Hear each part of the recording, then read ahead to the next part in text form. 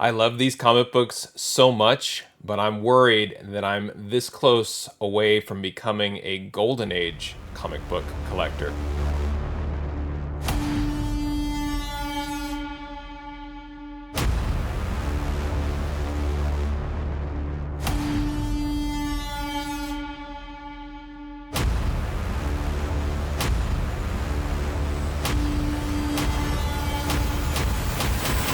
Hey there, today I have an unboxing video, and in this video I'm going to open up an order of comic books that I placed with Mile High Comics that is filled with comics from a particular creator that I love, and I love when I allow myself to splurge a little bit and partake in collecting some of these specific books, and I'm super excited and want to get to them as fast as possible. But what I am worried about is becoming a golden age comic book collector, and I've thought about this a lot, and I haven't talked about it very much, but it is something I'll probably talk about more in depth, as I go forward with collecting. But it is something that's in the back of my mind that I'm actually worried about, and I feel like if I start to cross that line and delve into Golden Age a bit, which is going to start with low grade Golden Age and so forth.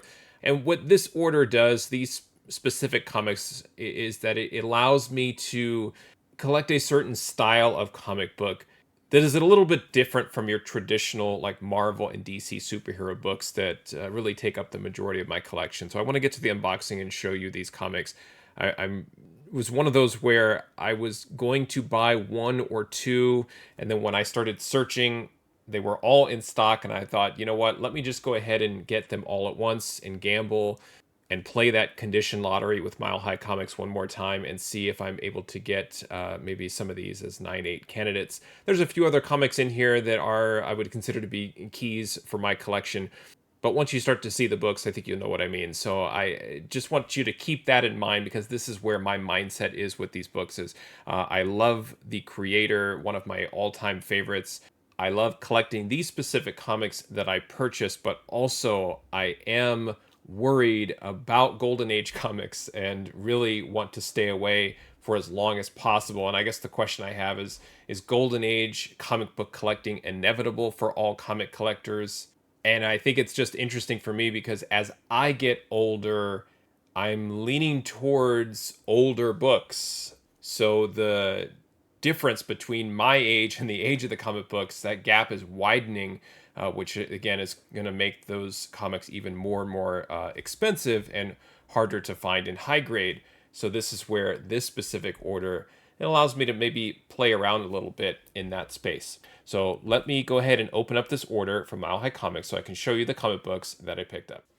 All right, here is the order of comic books that I placed with Mile High Comics. This shipment actually arrived today. Usually I let these orders kind of marinate and sit for a bit. And when I realized this was the order that I placed, I couldn't help but open it the same day. So this is very exciting for me. I want to get this opened up. I always choose FedEx when I'm checking out for Mile High Comics. Once you unlock free shipping, which I think is $65 and above for any order, you have the option to switch from the default USPS to FedEx, and it's free. So I highly recommend choosing the FedEx option at no additional charge. You just pay for a few dollars insurance, and the order should arrive safe and sound at your destination. So let me go ahead and open this up. All right, here we go. Let's see what I ordered this time from Mile High Comics. The first book is kind of a giveaway of what we're about to look at here. This is Betty Page, Queen of the Nile, issue number 1 of 3 with cover art by Dave Stevens. And what I had done not too long ago is I had, I recorded a members-only video about this where you can use some techniques online to find specific comic books done by certain creators. And I ran this with Dave Stevens, one of my all-time favorites, as kind of an example, and went through and found other Stevens covers that I was not aware of, and started to put together a watch list where it made sense. And at the time I was putting this watch list together, Mile High was running their 50% off coupon, and I was just like telling myself, just wait till the 60% comes back, and then go ahead and strike and grab a bunch of these. And hopefully you can see even though it's in the bag and board, the spine looks to be really tight. Corner has a little bit of an issue there, but not too bad. So, I think somewhere in the 9 to 9.4 range. The part you have to be careful about is that there are specific collectors of these books, kind of like I was talking about with Golden Age, where it's like the collectors know what they're looking for and they'll pay a premium for it, but you can also find them other places, maybe a place like My Comic Shop, maybe a place that doesn't necessarily, I don't want to say that store disrespects Dave Stevens related comic books, but I think it's just certain stores like Mile High Comics, I think that they'll price them fairly, but still not, they're certainly not giving them away. But you can find these comics in other places. So again, you're kind of installing a little bit of patience with what you're looking for and trying to find the right place and the right time. But like typically these books are selling for a little bit more on eBay because you're trying to attract that certain sort of buyer. Another Betty Page comic book. This is Betty Page Comics #1. And this is from 1996. So we've got mid 90s comics with Stevens doing cover art on this one as well. And yeah, it looks to be just in spectacular shape. So really fortunate here and survived this oversized flimsy bag here where the book is going to slide around a lot. So can't wait to get this out of the Mile High bag and board. Continuing on, we have Alien Worlds #2. Stevens did a couple of these Alien Worlds covers from Pacific Comics, and this is from 1982, and this just has that Golden Age, good girl kind of cover art feel and vibe to it. And this is where I'm able to dabble a little bit in that universe without having to pay the extraordinarily high prices that Golden Age comics demand. And that's what I'm afraid of, is once you kind of dip into that era of comic books, you really are setting yourself up for a more expensive collecting experience. Some may argue a more satisfying experience just because they are older. But this kind of lets me have the best of both Alien Worlds in this case, to get an attractive cover by Mr. Dave Stevens without having to go too far back in time. Although a book from 1982, we're already pushing over a 40-year-old comic book. But in my mind, it was just like yesterday. All right. Now, a little bit of a break from the Stevens books. This is Sandman #21. I think I've mentioned before, I'm a big fan of Sandman, the Sandman show on Netflix. And in season 2, they will most likely be introducing the character of Delirium, in which this book is that character's first appearance. Now, I can tell from the bag and board, unfortunately, we have some color breaking ticks here. Right there is one. And I saw another one right up here. So unfortunately, this is not going to be a 9.8 candidate. Probably more likely in that 5 range, I would guess. A little bit of corner softening up there as well. Right up there, just with some color breaks. So that's tough. I am on the lookout for this book for that character's first appearance. Trying to have all of the major Sandman characters that are appearing in Netflix, trying to get their first appearances and that full run of Sandman. Right back to Stevens again, though. Vanguard Illustrated, issue #2. Again, early 80s, Dave Stevens. I really like the coloring on this one more than that Alien Worlds, although the Alien Worlds has kind of a little bit of a faded vibe to it, whereas this is more of an 80s feel with a lot of extra vibrant colors and action here on this cover. And just love it. We've got nostalgia, sci-fi, and great Dave Stevens cover art on this 1983 issue of Vanguard Illustrated. All right, mixing and matching here, we've got Tomb of Dracula 52. I love this cover when I first discovered it. We've got Dracula here on a roller coaster, and we got like a high issue number 52 here, so certainly not a single digit early Tomb of Dracula. But what I've learned is try not to buy horror books or horror related books or in or near that genre around October. I think that's when everybody gets into Halloween and starts thinking about these types of books. And I've just decided probably about a year ago to look for these books year round. And Tomb of Dracula from Marvel is one of those titles that I regularly look for. And I think you can find some pretty good deals when you're trying to get those books in high grade from Mile High Comics. Here's another Stevens. This was so thin it felt like a ash can. We've got Airboy #5 from Eclipse Comics. I think this is probably one of Stevens's more recognizable covers, and I've been after this book for some time. And this one too looks to be in decent shape. It does have a couple of non-color breaking spine ticks and a stacking crease. So I don't know how near mint this one is. But yeah, it looks really good. Very vibrant colors, very 80s, and just awesome here with Valkyrie on the cover on this issue of Airboy. All right, always love this. There is no backing board on this book, and it's unfortunate as I almost dropped it. This is probably my favorite Stevens cover, although Planet Comics #1 is, I think, it's probably my favorite, so this will be my second favorite. But for right now, I own this one, and I'm looking at it, so it's going to be my favorite. This is Seduction of the Innocent #1, and like I said, I noticed this around October of last year, and I told myself to be on the lookout for this during any month not named October. This one is also suffering from a stacking crease, but this one is particularly tough with a darker background. But man, just this looks gorgeous. Looks like a really, really nice copy. Have to get that stacking crease dealt with, but man, really cool. Unfortunately, the back does have a little bit of ink staining or color rubbing. It's got it actually in 2 places, so that's going to pull the grade down, but could be another really nice 9.0 or 9.2 copy, as it looks like the corners are pretty strong and the spine is really tight, so it's disappointing to have the back cover have those issues with it, because it could be a 9.8 candidate or maybe a 9.6 with a press sort of candidate. And now kind of dealing, like I said, if I were to grade this out with no other issues, I'm probably leaning towards 9.2 if I'm really generous, but 9 if I'm being honest and conservative. And 2 more to go. Moving away from the Stevens books back to Marvel. This is Incredible Hulk.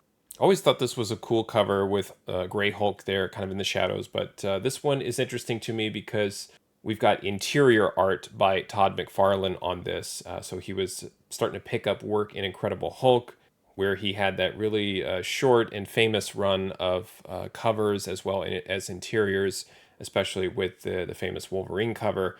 But this one, he did interiors, but not the cover.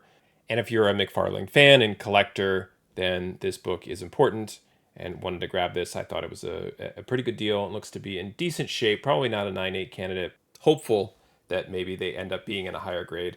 And the last book is another Alien Worlds. Love this one as well. This might have been the first Dave Stevens book I ever acquired. This is Alien Worlds #4. So many great things about this piece of art here on the cover. Unfortunately, it is suffering from a color breaking dent right in there. So oh, Mile High. And that's the gamble, is you just don't quite know what condition you're going to end up with these raw books there. So this one will probably end up also being in kind of the 9.0 space. Hopefully there's nothing else wrong with it where it'd have to dip down to an 8.5. But just love the perspective on this one. You've got the giant Alien Worlds trade, this old funky astronaut situation where she's only got the helmet and the air tank and nothing else, and she's basically got shorts on and a long sleeve jacket, and then you've got the alien ship or robot or something that's kind of behind her. Is it chasing her? Is it her ally? We don't know, but she's clearly wrecked here on this planet, on this alien world. So it just there's a lot going on with this cover.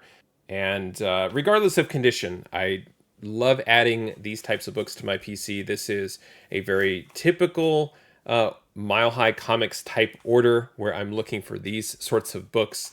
Yes, it was a little Dave Stevens heavy this time, but love going back to like the 80s and early 90s and trying to find books that I would consider to be low risk if they didn't grade out or be 9.8 or 9.6 candidates.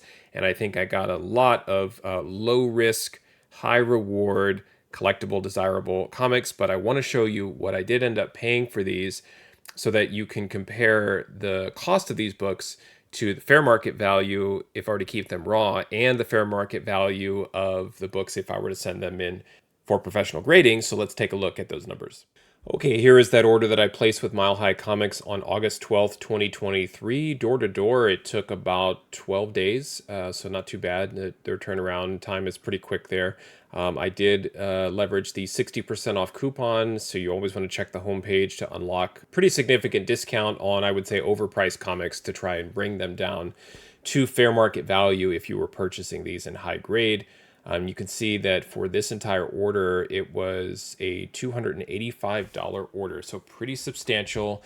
Like I said, it was these comics I had been tracking for a while, and I was waiting for that coupon code to come down, and it was a bit of a splurge. You know, this is where we're starting to get borderline. Just look at the slab instead, because the slab prices are dropping, and the raw books are actually doing better, or at least holding, or maybe not dropping as much. Anyway, enough about the market. I want to show you some changes I've made here also to just maybe simplifying my condition and value tracking. I have done away here, if you see in column U, the cover price fair market value.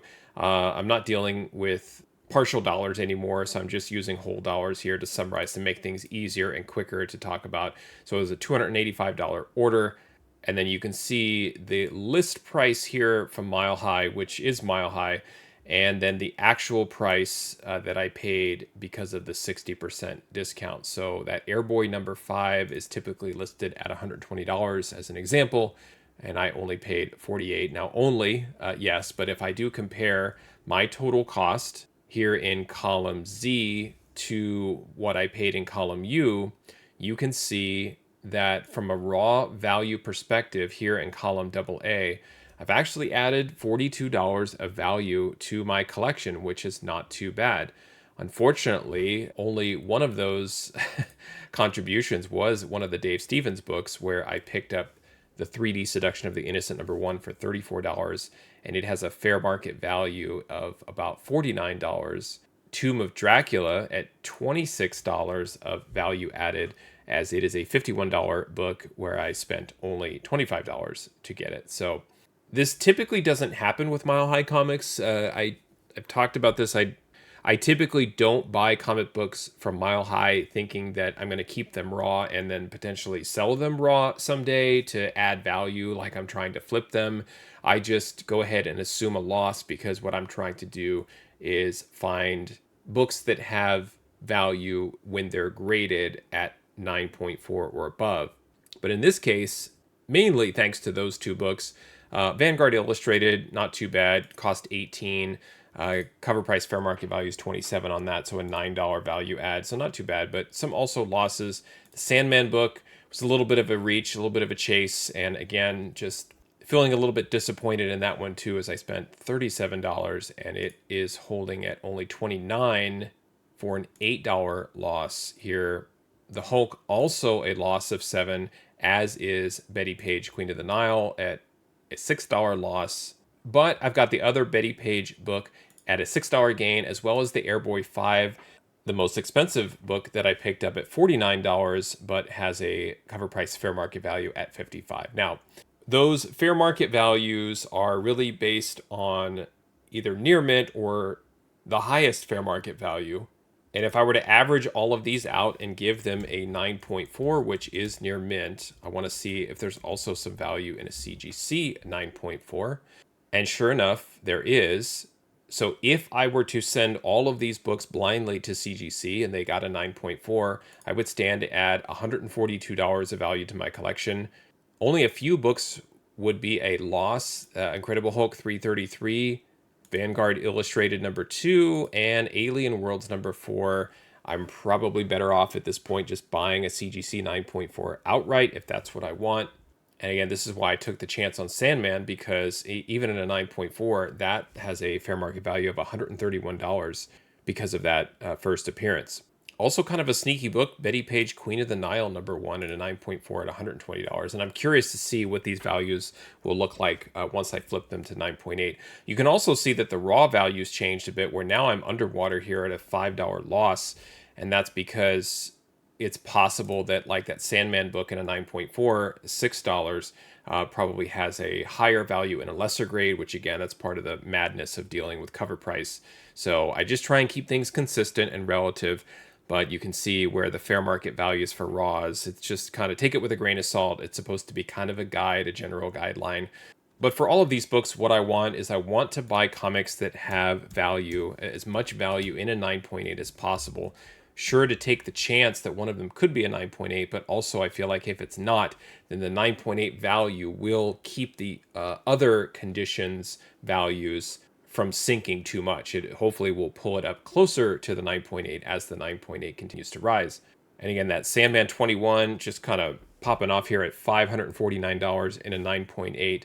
But you can see total a $2,058 potential in this order. So yes, an expensive order that I placed, but it had a lot of potential here, which is why I took the gamble and took the chance. And I'm hoping that some of them have more of a 9.8 chance than maybe I'm thinking about or realizing. I'm kind of applying my disappointment to all the books, and I really shouldn't do that. It was really just a few of the books that didn't quite look like they're going to grade out or even get a 9.0 once I grade them. But what I like to do is I like to see not only the values, but to me, it's a representation of why the book is collectible and attractive. Like Airboy 5, you can see in a 9.8 is $240 for that book from 1986. So I'll gladly take a chance at 49 and hope that maybe it grades out or at a 9.6 possibly, and still has a little bit of value there in a CGC 9.4. And those two Alien Worlds books, very, very attractive covers from a collectible creator such as Stevens, $23 a piece on those. I'm willing to take that gamble. And it's possible, though, even Alien Worlds number 4, I said might get like a 9.0 or a 9.2. Maybe number 2 comes in at a 9.6, 9.8. And then all I need is for one of those to hit. And then I've got a nice $174 or $175 CGC 9.8 there.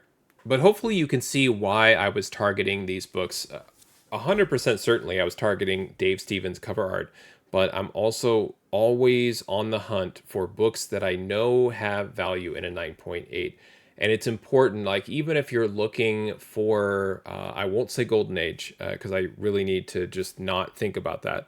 And I got to stay away. But if you're thinking about like Silver or early Bronze Age comic books, and it's a key book and you know in a 9.8, think of like a Fantastic Four key, a book in any grade with that key distinction or some other condition related distinction, meaning it's just a tough book to get in high grade.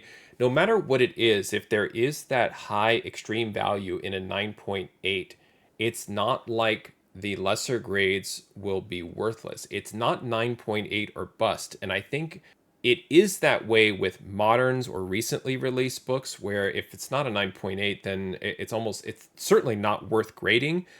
You just add it to your collection, keep it, read it, create a run of comics and have fun with it. But if you really are into comic book conservation and pressing and cleaning and grading, moderns are 9.8 or bust. It's not the case when you look at older books. And for me, what I like to do is I look at that 9.8 value, whether it's an extreme value or just a high value, and then I kind of work backwards from that to assess my risk to say, well, what would be an acceptable price at a lesser condition where I could possibly get the bump up closer to 9.8, but that I would be satisfied or at least be able to maybe get into a situation where I could get my money back in a lesser condition. So that's kind of the approach. Let me know what you think in the comments about that approach. Do you think it works? Do you think it used to work but not anymore? Has the market really changed that much? I'd love to get your feedback. And if you like what I do here, please consider joining to become a Moneyball Comics YouTube channel member by clicking the join button under this video or visiting my YouTube page at youtube.com/moneyballcomics. Thanks for watching, happy collecting, and see you next time.